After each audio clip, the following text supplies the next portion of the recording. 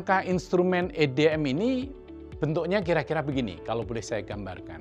Jadi setiap aspek budaya ini akan terdiri dari beberapa indikator. Tadi yang saya sebutkan ada yang 7, ada yang 5, ada yang 3, begitu ya. Nah, kemudian setiap indikator ini nanti akan terdiri dari 4 level pencapaian mutu. Ada level terendah itu ada level 1, yaitu kurang, level 2 sedang, level 3 baik, dan level 4-nya adalah amat baik. Jadi hanya 4 level, 1, 2, 3, dan 4. Nah, setiap level ini, setiap level pencapaian mutu ini, itu akan dicirikan oleh penciri kinerja. Jadi nanti akan ada penciri kinerjanya. Bisa dalam bentuk kuantitatif atau kualitatif.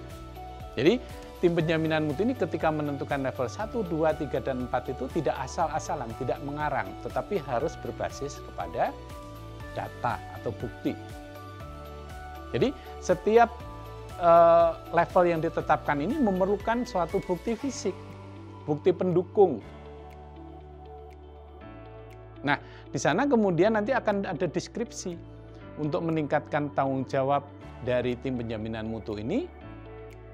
Nanti kerangka dari EDM ini, tim madrasah ini harus menulis deskripsi hasil penilaiannya berdasarkan bukti fisik dan informasi yang lain.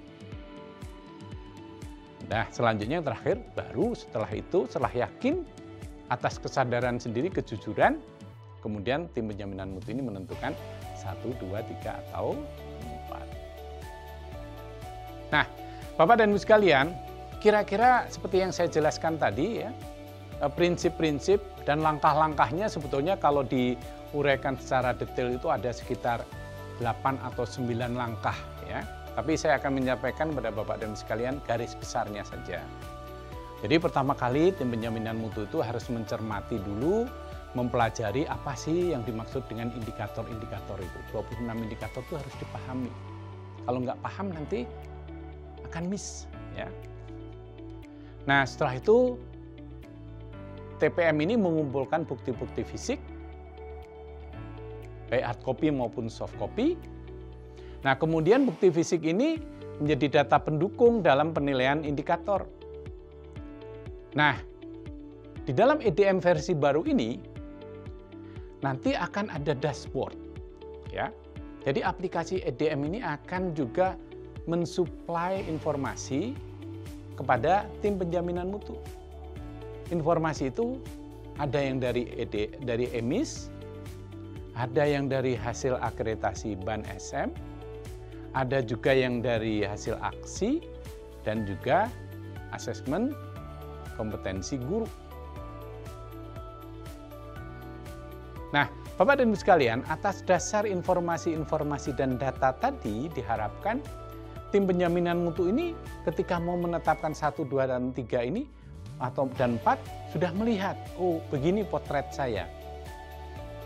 Nah, tetapi tidak selalu harus persis. Siapa tahu ada data-data kualitatif yang dimiliki oleh madrasah. Nah, setelah yakin Bapak dan Ibu sekalian, tim penjaminan mutu ini memilih 1, 2, 3, atau 4. Dan setelah semua terisi, nanti kepala madrasah akan diminta untuk approve, setuju atau tidak terhadap hasil pengisian dari tim penjaminan mutu madrasah. Jadi Bapak dan Ibu sekalian, aplikasi EDM yang baru ini selain mensuplai informasi dan data kepada tim penjaminan mutu, aplikasi EDM ini juga menawarkan kegiatan, daftar kegiatan. Jadi ketika butir tertentu dipilih 3 misalnya, maka selanjutnya aplikasi ini menyediakan ini loh, list kegiatan yang mungkin harus dipilih dalam rangka untuk peningkatan mutu di madrasah.